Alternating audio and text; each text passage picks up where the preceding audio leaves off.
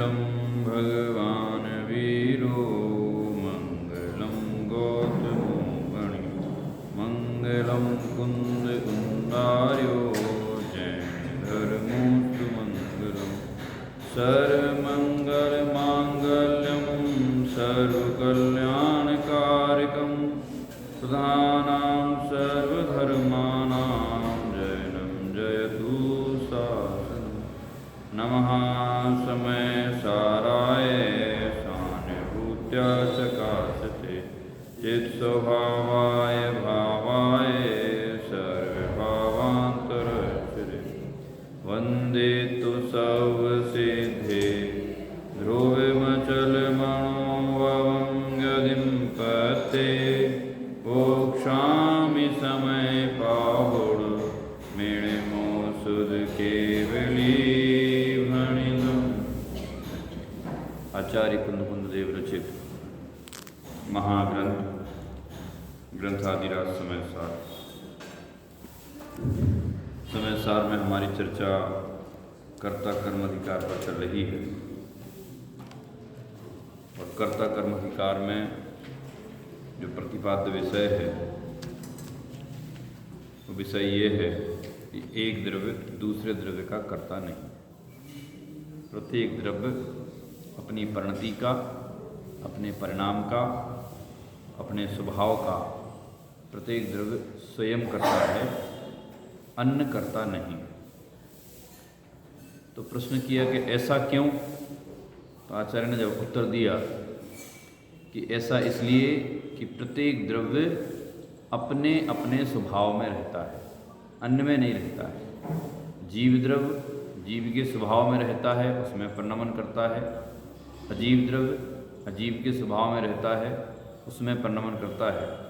प्रत्येक द्रव्य का अपना अपना स्वभाव है, जिसको कहा गया कि चाहे विकारी पर्याय हो चाहे अविकारी पर्याय हो। विकारी अविकारी पर्याय को करने वाला अर्थात अपने परिणाम, परिणमन, परिणति, कार्य, पर्याय, कर्म जो भी है सारी की सारी षटकारक प्रक्रिया मुझ में ही घटित होती है। अन्य द्रव्य की अन्य द्रव्य में घटित होती है, मेरी मुझ में घटित होती है। मेरी अन्य द्रव्य में नहीं है, अन्य द्रव्य की मुझ में नहीं है, अर्थात प्रत्येक द्रव्य की स्वतंत्रता है। ये बात बता करके आचार्य हमें क्या समझाना चाहते हैं?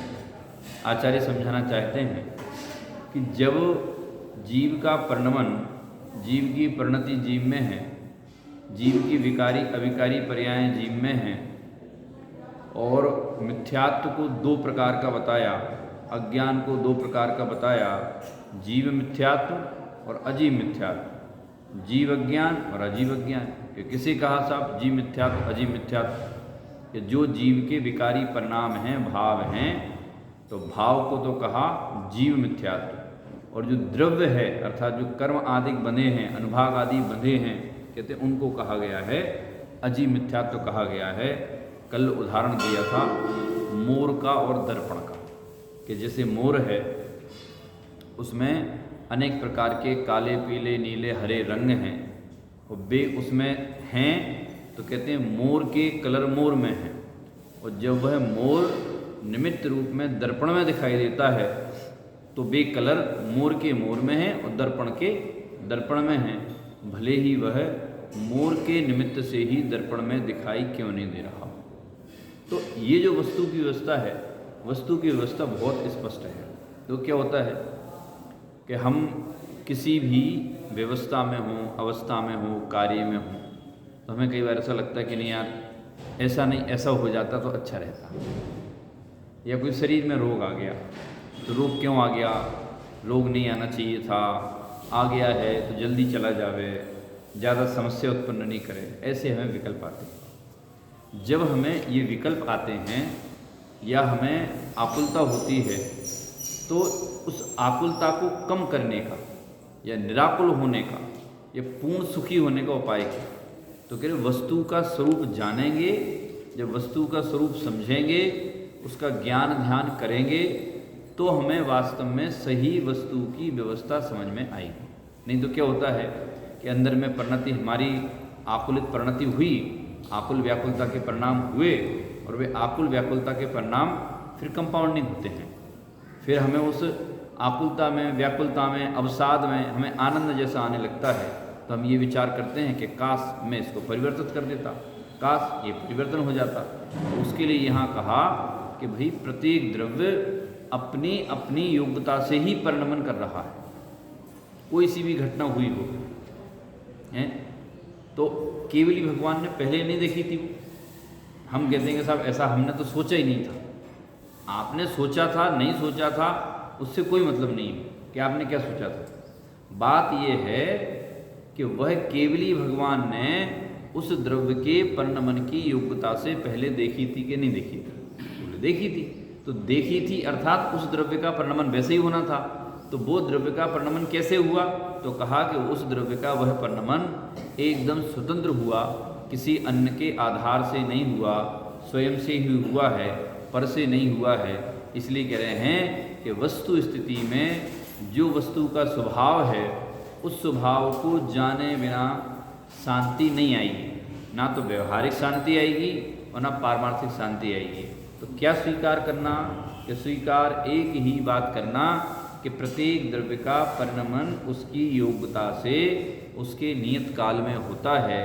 उस द्रव्य का परिणमन का कर्ता धर्ता कोई ना था, ना है और ना कोई होगा।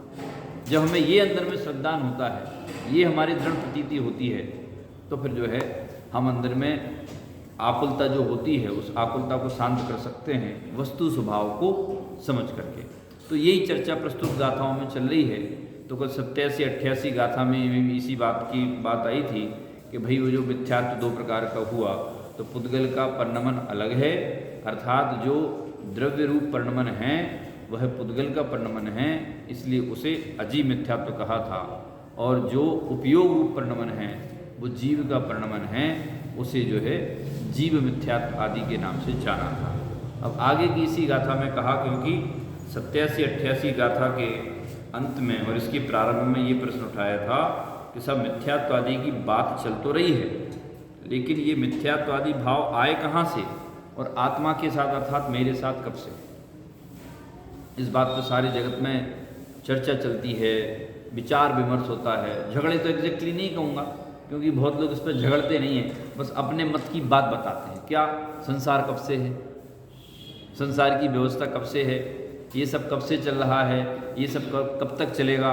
तो सब ने एक अपनी अपनी एक मनगढ़ंत कहानियाँ बना रखी हैं और वे कहानियाँ दोष से सहित हैं।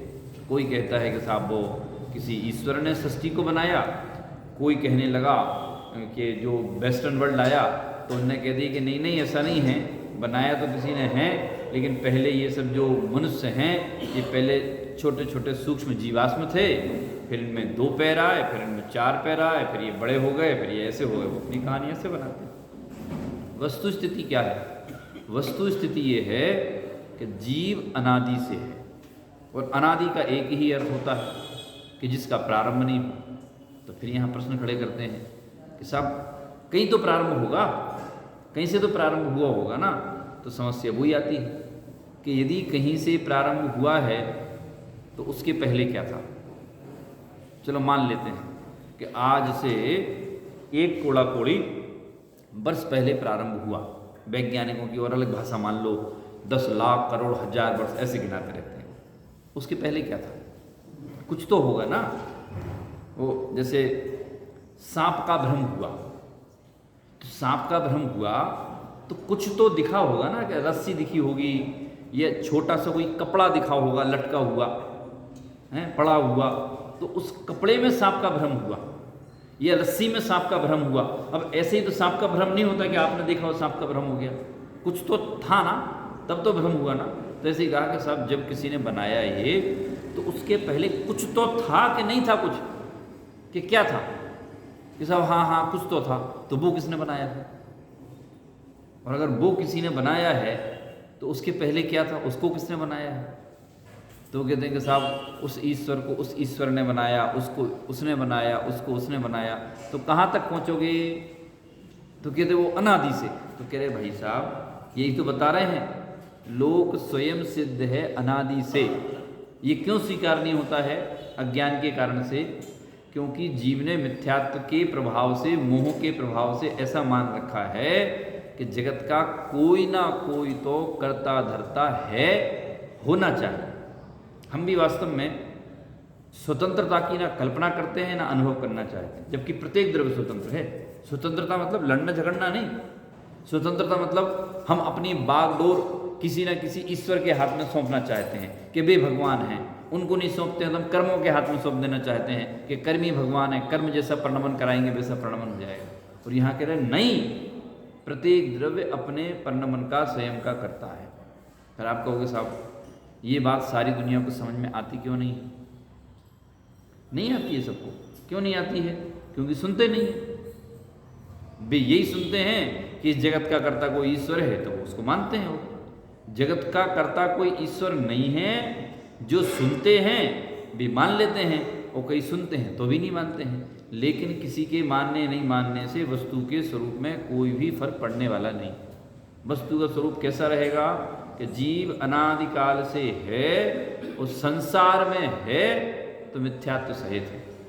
हमें अगर अनादि अनंत का श्रद्धान हो गया तो समझ लो कि आपने 99% आपने सफ़र पार कर लिया भेद विज्ञान का। क्यों सब अनादि अनंत का? क्यों अनादि अनंत बताने वाले कौन? आपको अनुभव तो है नहीं उसका।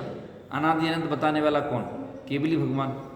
वो केवली भगवान प्रत्यक्ष में है नहीं, तो केवली भगवान की वाणी को गणधर देव ने सुना, झेला, आगे आचार्य परंपरा से आगे बढ़ा, वो हमें शास्त्रों में लिखा हुआ मिला, तो वो संसार अनादि अनंत है। तो फाइनली हमें केवली पे श्रद्धान हुआ, केवली की वाणी पे श्रद्धान हुआ, आचार्य पे श्रद्धान हुआ, तो देव शास्त्र गुरु का श्रद्धान हो गया ना। और जब केवली की वाणी पर श्रद्धान हुआ तो ये भी श्रद्धान हुआ कि एक द्रव्य दूसरे द्रव्य का कर्ता नहीं है, उद्गल का परिणाम अलग है, अजीव मिथ्यात्व अलग है, जीव मिथ्यात्व अलग है। ये श्रद्धान हुआ तो सर्वांगीण श्रद्धान हुआ, मतलब भेद विज्ञान हो गया। बोलो एक शब्द में इतनी सामर्थ्य है, क्योंकि आप अनादि अनंत की आप परीक्षा नहीं कर सकते हो, आप तर्क लगा सकते हो, आप विचार कर सकते हो, आगम के आधार से जान सकते हो, लेकिन मैं पहले अनादिकाल पहले होके आऊँ, अनंत काल होके आऊँ, फिर मानूंगा कि है कि नहीं, तो ऐसा तो संभव नहीं है। वो तो केवली के केवल ज्ञान में मात्र दिखाई देते हैं, वो ऐसा गुलाब जामुन के खाने जैसा प्रत्यक्ष का अनुभव नहीं है।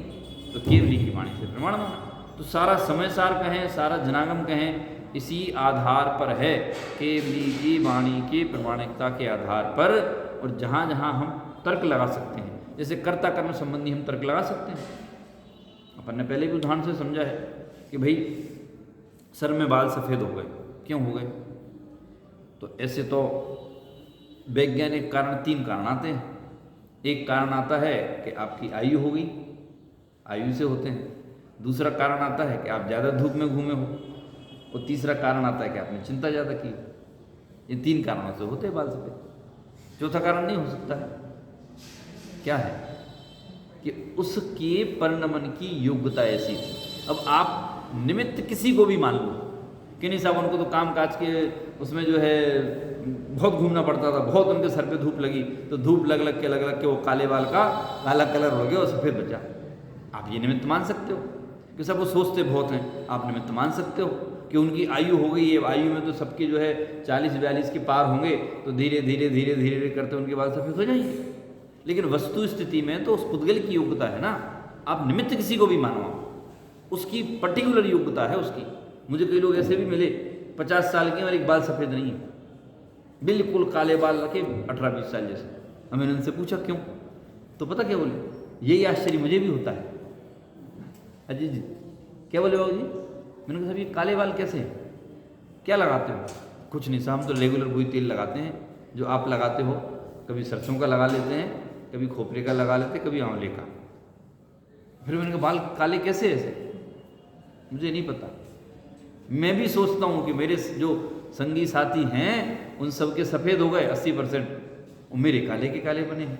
मतलब उसे नहीं पता, मतलब वो तुम नहीं हो, वो तुम्हारा परिणमन नहीं है, वो परिणमन देह का है, वो परिणमन उस जाति के पुद्गल कर्मों का है। तो होगी नहीं स्वतंत्रता। तो कह रहे जीव कब से है? कह रहे अनादि से है। मिथ्यात्व कब से है? अनादि से है। इसी प्रश्न का उत्तर देने के लिए 89 नंबर की गाथा का जन्म हुआ है, जिसमें कहते हैं, आपके सामने पेज नंबर होगा 169। हम गाथा पढ़ते हैं। उगस अणाई परिणामातिन्नि मोह जो तस में छतम अणाणम अविरधि भावो यणादवो मोहयुत उपयोग के परिणाम तीन अनादि से जानोने में ख्यात अविर भाव हर अज्ञान। देखो, जीव दो प्रकार के होते हैं, एक संसारी और एक मुक्त। मुक्त जीव किसे कहते हैं कि मुक्त जीवों में दो भेद हुए, अरिहंत और सिद्ध। जिनने 4 घाती कर्मों का नाश कर दिया है वे अरिहंत कहलाते हैं, जो सशरीर है। और जिनने 8 प्रकार के घाती अघाती कर्मों का नाश कर दिया है वे सिद्ध भगवान कहलाते हैं। जो वर्तमान में अरिहंत हैं, ये जिन्होंने 4 घातीय कर्मों का नाश किया है, ऐसे अरिहंत भगवान 8 कर्मों का नाश करके आगामी काल में सिद्ध भगवान हो जाते हैं। केवल ज्ञान दोनों का समान है। जैसे अरिहंत भगवान अपने केवल ज्ञान में 3 लोक 3 कालवर्ती समस्त द्रव्य गुण और पर्यायों को एक समय में जानते हैं, उसी प्रकार से सिद्ध भगवान भी एक समय में 3 लोक 3 काल संबंधी समस्त द्रव्य गुण पर्यायों को एक समय में जानते हैं। तो उनमें, उनके आनंद में, उनके केवल ज्ञान में कोई भी अंतर नहीं है। बस केवल एक अंतर इतना पड़ता है कि एक के 4 घाती कर्मों का नाश हो गया है और केवल ज्ञान प्रकट हो गया है, और एक के घाती अघाती कर्मों का, शरीर का भी उनका नाश हो गया है, वो सिद्ध शिला पे विराजमान हो गए। उन केवली ने बताया है, क्या बताया उन केवली ने, कि जीव अनादिकाल से मिथ्यात्व वाला है। सिद्ध भगवान ने नहीं बताया, किसने बताया? अरिहंत भगवान ने बताया कि जीव अनादि से मिथ्यात्व वाला है। तो कोई ये कहेगा साहब अपने आप को तो उनने केवल ज्ञान वाला बोल दिया। अरे बोल क्या दिया है ना, मैं तो, और बाकी सबका कहते हैं कि साहब अनादिकाली, अनादिकाल से मिथ्यात्व। फिर वही प्रश्न उठता है, अच्छा चलो बताओ, अनादिकाल से नहीं मानोगे तो मिथ्यात्व कब से है? अज्ञान कब से है? असंयम कब से है? कि होगा साहब 2-4 भाव से, उसके पहले आप कहाँ थे? स्वर्ग में जाना मुक्ति का सूचक नहीं है, स्वर्ग में रहना भी संसार का ही सूचक है। देखो, 2 बातें हैं, हम संसार में हैं, हम जगत में हैं, तो इस उपस्थिति का कारण मेरे मिथ्यात्व भाव, मेरा मोह, मेरा असंयम का परिणाम मेरा अज्ञान है, अन्य उसमें कारण नहीं है। अन्य कोई कारण नहीं है, न कर्म के परमाणु हैं, न कोई अन्य को उपदेश देने वाला है। संसार में रहने का पूर्ण कारण रूप में मैं ही हूँ, मेरा अज्ञान असंयम मिथ्यात्व भाव है। और वो कब से है? कह रहे वो अनादि से है। तो जैसे जगत की सत्ता अनादि है, जगत में 6 द्रव्य अनादि हैं, और अनादि का अर्थ होता है कि किसी के द्वारा बनाए हुए नहीं। तो कहा, क्या कहा कि मोहयुत उपयोग के मिथ्यात्व, अज्ञान और अविरत भाव, ये 3 परिणाम अनादि से ही हैं। जिसके उपयोग में मोह है, वह मोह वाले जीव के मिथ्यात्व, उल्टी मान्यता, अज्ञान, विपरीत श्रद्धान और अचरित्र का भाव, अविरत भाव, ये कब से हैं? अनादि से हैं। और किसके हैं? जो मोह से युक्त हैं उसके हैं। जो मोह से लहित हो गया है उसके नहीं है, जो मोह से युक्त है, मोह से युक्त है उस जीव के हैं। आगे गाथा में और कहेंगे सब मिथ्यात्वादी का कर्ता उनका कौन है। अब हम प्रश्न यहाँ उठाते हैं कि जो मोह है ना अनादि का, तो वो मोह क्यों है? मोह है अर्थात परद्रव्य से अपनेपन का परिणाम, परद्रव्य से सुखपने का परिणाम, वही मोह भाव है। तो मोह भाव क्यों है? अच्छा एक बात बताओ, अंजन चोर अच्छे कि बेकार हैं? चोर लिखा ना, चोर, ये सब चोर लिखा है, तो चोर अच्छा कैसे हो सकता है? अच्छा चोरी करने आए थे तो क्या हुआ था? उपदेश सुन लिया। उपदेश किसका सुन लिया? भेद विज्ञान का सुन लिया। और जिसके मुख से उपदेश सुना उससे पहले जाकर दीक्षा ले ली। तो फिर चोर कहाँ रहे? मतलब किसी भी जीव को जो जीव समझना चाहे वो जीव स्वयं की योग्यता से समझ सकता है ना। निमित्त कुछ भी बनाओ, हम निमित्त किसी को भी बना सकते हैं। ये प्रतिमा जी जिनेंद्र देव की प्रतिमा किसी के क्रोध का भी निमित्त बन सकती है और किसी के वैराग्य का निमित्त भी बन सकती है। जिसको द्वेष भाव है वो जिन प्रतिमा को देख करके क्रोध करेगा, किसी के विकार का निमित्त बन सकती है, वो विकार करेगा। और हमारे लिए वो जो है उसका आकार जो है वो हमारे लिए ध्यान का ध्येय है, तो हमें वैसे बनने की प्रेरणा देती है। तो निमित्त तो आपके जैसे परिणाम होंगे, वैसा उस पर निमित्त पने का आरोप आएगा। आगम का प्रसिद्ध उदाहरण है कि सब एक वेश्या का मृत शरीर पड़ा है। अब अलग अलग व्यक्ति निकलते हैं और अलग अलग लोगों के अलग अलग भाव होते हैं। कामी जीव है वो उसे देख करके सोचता है कि अगर ये जीवित होती तो मैं तो इतनी सुंदर है कि मैं तो इससे विवाह ही कर लेता। वो ऐसा सोचता है। मुनिराज वहाँ से निकलते हैं तो मुनिराज विचार करते उस देह को देख करके, देखो जगत कैसा क्षण भंगुर है, कुछ समय पहले ये जीवित थी, अब इसका मरण हो गया। तो और वो अपने अंतर में लीन हो जाते हैं। चोर विचार करता है कि इसके आसपास बहुत सारे लोग खड़े हैं, अगर ये लोग नहीं होते तो मैं गहने चुरा लेता।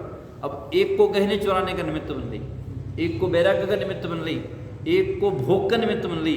वास्तव में जिसके जैसे विचार हो रहे हैं, अपनेपन का परिणाम हो रहा है, जिसका जैसा मोह हो रहा है, जिसका जैसा उपयोग लग रहा है, उसको वैसा निमित्त बन रही।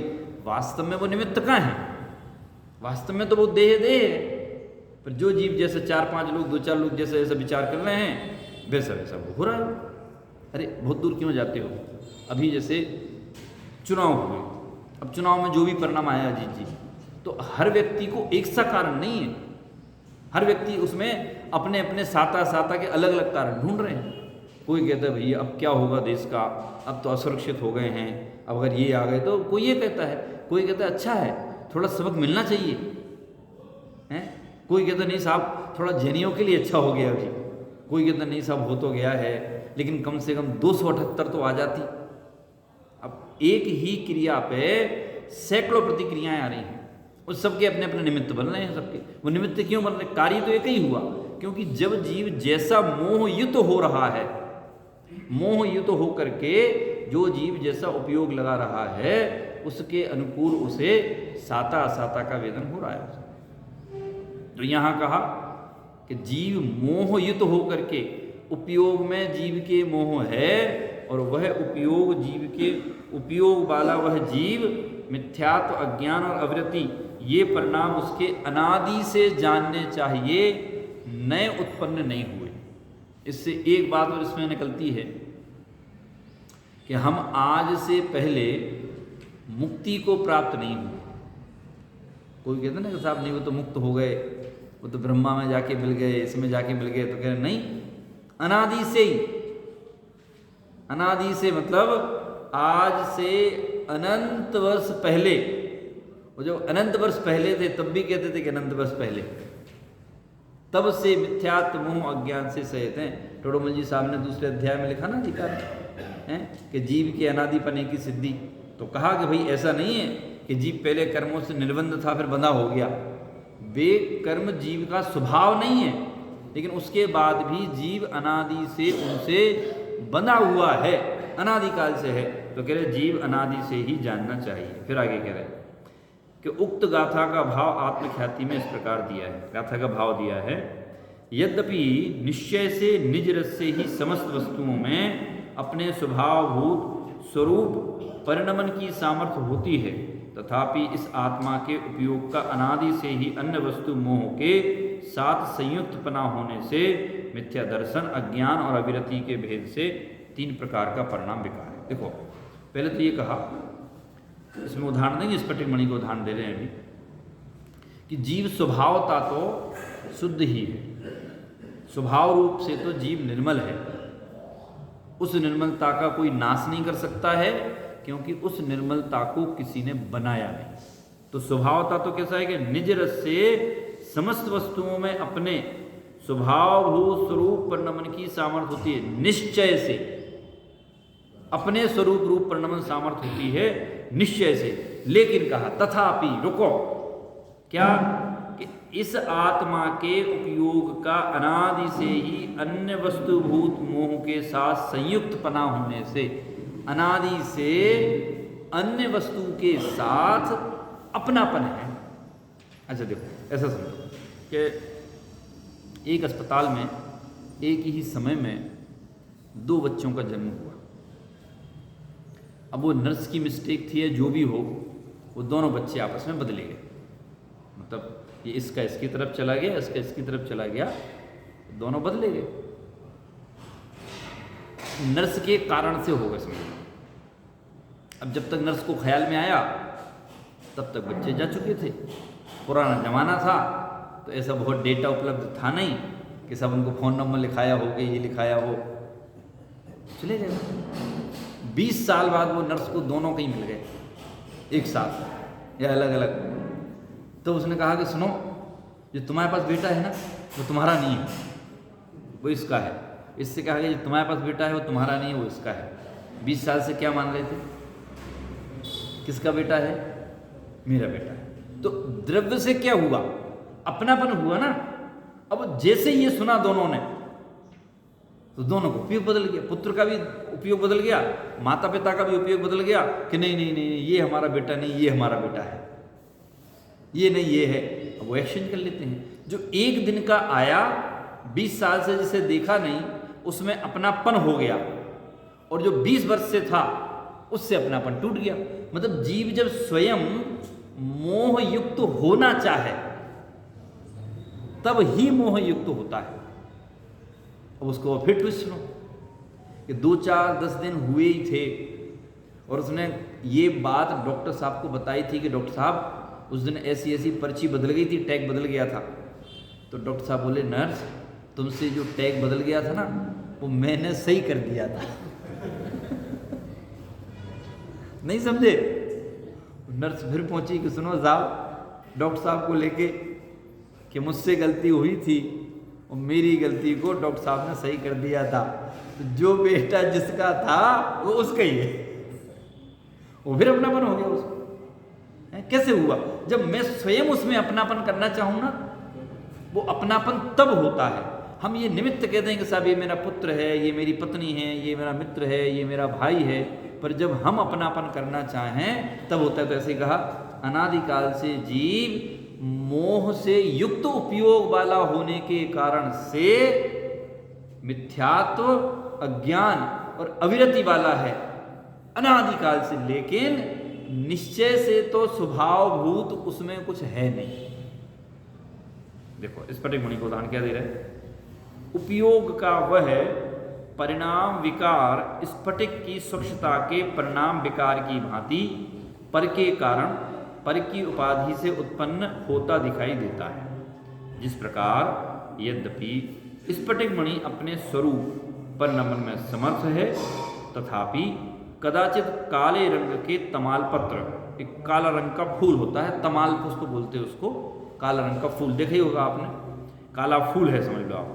फिर हरे रंग के केले के पत्ते और पीले रंग के स्वर्ण पात्र के आधार का संयोग होने से स्फटिक की स्वच्छता का काला, हरा और पीला ऐसे 3 प्रकार का परिणाम विकार दिखाई देता है। क्या उदाहरण दिया स्फटिक मणि का?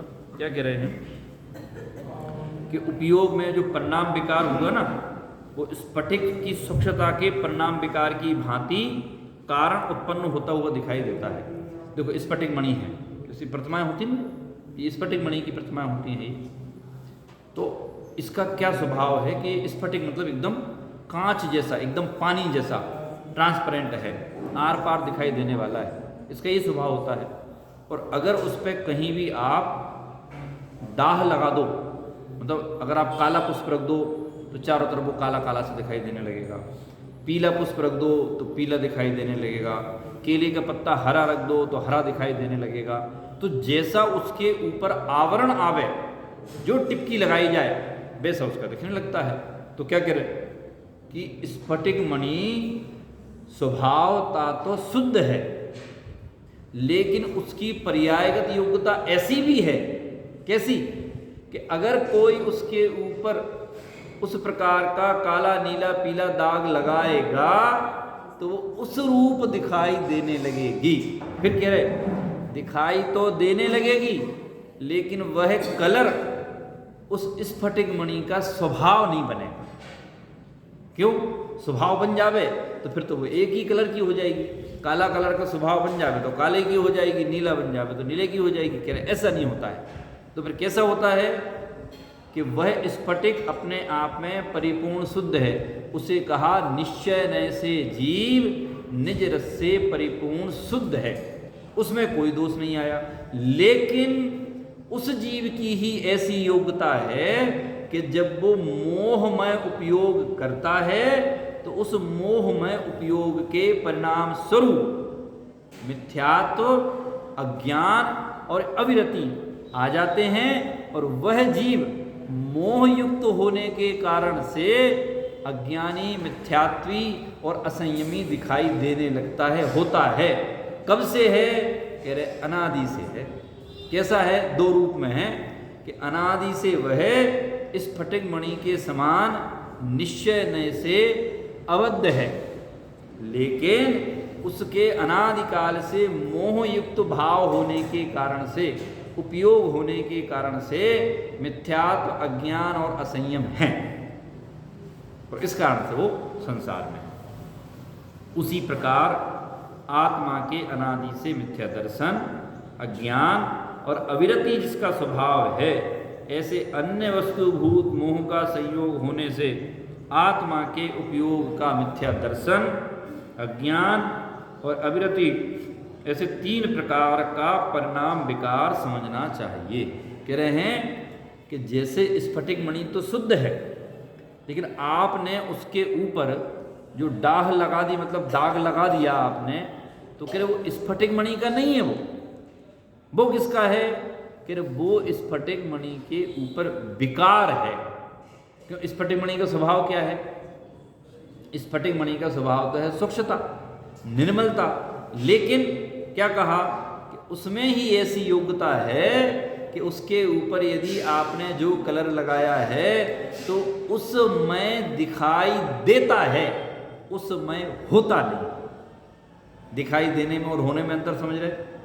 दूध और पानी मिले हुए दिखाई दे सकते हैं, देते हैं, लेकिन दूध और पानी एक नहीं है। दूध और पानी कैसे हैं? दूध और पानी अलग अलग है। ऐसे ही अनादिकाल से जीव के उपयोग में मोह भाव है, परद्रव्य से अपनेपन का परिणाम है, परद्रव्य से सुख की बुद्धि है, कर्तृत्व की बुद्धि है, भोक्तृत्व की बुद्धि है, एकत्व की बुद्धि है, ममत्व की बुद्धि है, और उनके परिणाम स्वरूप अनादिकाल से हमारे साथ ये मिथ्यात्व, अज्ञान और असंयम हैं। ये संसार का कारण है, ये बंध का कारण है, ये दुख का कारण है। कि इससे क्या बताना चाहते हैं कि आपको दो प्रकार से निश्चिंत करना चाहते हैं, एक जानकारी के रूप में और एक स्वभाव के रूप में। स्वभाव से तो ये निश्चिंत किया कि तुम भले ही अनादिकाल से इन कर्मों से बंधे हो, मिथ्यात्व, अज्ञान, असंयम के साथ में हो, लेकिन फिर भी ये तुम्हारा स्वभाव नहीं बने। ये तो आपकी निश्चिंतता की और जानकारी आपको ये देना चाहते हैं कि ये जो अज्ञान, मिथ्यात्व और अविरति है ना, ये क्यों है? कह रहे तुमने उपयोग में मोह के परिणाम किए, परद्रव्य में अपनापन किया, परद्रव्य में सुख की कल्पना की, परद्रव्य को कर्ता कर्मपना माना। इस कारण से, उस मोह के कारण से ये हैं कौन कौन? मिथ्यात्व, अज्ञान और असंयम। मिथ्यात्व, अज्ञान, असंयम के कारण से बंध है, वह बंध है तो संसार है, संसार है तो दुख है। कितना क्लियर है बोला? इसमें क्या सिद्ध कर रहे हो? ये सिद्ध कर रहे हैं कि जीव मोह से युक्त कब से है? हम कब से हैं मोह से युक्त? जो हम ये वर्तमान की पर्याय देखते हैं ना, हम वर्तमान की पर्यायों से इतने प्रभावित हो जाते हैं कि हमें ऐसा लगने लगता है कि बस हमारी यहीं से उत्पत्ति है और यहीं मैं समाप्त हो जाऊंगा। जबकि ऐसा नहीं है। अनादिकाल से मैं हूँ। हम वर्तमान की कोई देश की परिस्थिति हुई, राजनीतिक परिस्थिति हुई, पारिवारिक हुई, सामाजिक हुई, मानसिक हुई हैं, और भी किसी प्रकार की हों, तो हमें ऐसा लगता है, हम उसमें ऐसे मोह युक्त होते हैं कि ऐसा लगता है कि बस यही है हमारा जीवन, तो बस हम यहाँ से कभी हमारा मरण नहीं होगा। जबकि हम प्रत्यक्ष सामने देख रहे हैं, ऐसे व्यक्तियों को देख रहे हैं जो आज एकदम स्वस्थ बैठे थे और कल खबर आती है कि वो नहीं रहे। अब आप कारण कुछ भी ढूंढ लो, कॉमन कारण है। बाबूजी क्या कॉमन कारण है? साइलेंट अटैक आया था। अब ढूंढ लो उसको, साइलेंट क्या था? साइलेंट चुपचाप आया था, चला गया। पर वस्तु स्थिति तो ये थी ना कि उसकी आयु पूरी हो गई थी। तो जैसे जब कोई किसी की कहानी बताता है कि साहब उनका ऐसा ऐसा हुआ, तो मैं उनसे एक बात कहता हूँ हंस करके, आगम की बात कहता हूँ कि साहब हम कहानी की इसकी बात कर रहे हैं, कहीं ना कहीं आगे पीछे किसी न किसी के कहानी के पात्र तो हम भी हैं ना। कुछ कहानी तो नियम से हमारी भी बनेगी ना। कोई भी कहानी बने, साइलेंट अटैक की बने, एक्सीडेंट की बने, ऐसे ही बने कि दर्शन करते करते चले गए, पर एक कहानी में, उस कहानी में एक पात्र तो मैं भी होऊंगा ना। कि कब होऊंगा? नहीं सही 20 साल बाद, 40 साल बाद सही, 60 साल बाद सही, कहानी में आप बच नहीं सकते हो, आप उसके पात्र बनोगे। तो बोले साहब क्या कहना चाहते हो? तो ये कह रहे हैं कि कहानियों में ज़्यादा उलझो मत। जो मैं त्रिकाली हूँ ना, जो मैं शुद्ध स्वभावी हूँ ना, उस पर कह रहे हैं लक्ष्य करो। कैसे लक्ष्य करें? कि पहले ये निर्णय करो कि तुम अनादि से मिथ्यात्व अज्ञान सहित हो। कि सब ये तो विपरीतपना नहीं दिख रहा है कि एक जगह आचार्य बोलते हैं कि तू अनादि से शुद्ध है, बुद्ध है, चैतन्य है, ये कर्मों ने तुझे बांधा ही नहीं, और 89 नंबर की गाथा में कह रहे हैं कि सब तुम तो अनादि से मिथ्यात्व ज्ञान सहित हो। तो ये भी तो कहा था, और इसमें भी कह रहे ना कि निश्चय से तो तू शुद्ध है अनादि से, उस शुद्धता में कोई बंध नहीं हुआ, लेकिन उपयोग में मोह भाव किया, इस कारण से तुझे मिथ्यात्व ज्ञान और संयम है। देखो, जब तक हम आगम के बातों को समझने की अपेक्षा नहीं समझेंगे, तब तक हम आगम की भाषा को समझ ही नहीं सकते। देखो जैसे दो दोस्त हैं, एकदम पक्के दोस्त हैं, अरे ये तेरा ही तो मकान है यार, ये सब तेरा ही तो है, कभी भी आ जाया कर, सब तेरे। अब वो घूमने का साहब जानते हैं। अब घूमने में ये तय हुआ कि जिसको जो जहाँ पैसा खर्च करना हो कर दे। अब वो कर दिया। अब फिर आगे उन्होंने हिसाब किया कि ये इतने तुझे देने हैं, इतने मुझे लेने, हिसाब हो गया। तो मैंने कहा भाई साहब आप तो बोल रहे थे हम दोनों एक ही हैं। हाँ एक है ना, किसने कहा अलग अलग है? फिर ये हिसाब क्यों हो रहा है? अब ये तो हिसाब है, कॉमन है साहब, बारीकी से हिसाब नहीं करने हैं, मोटा मोटा देख लिया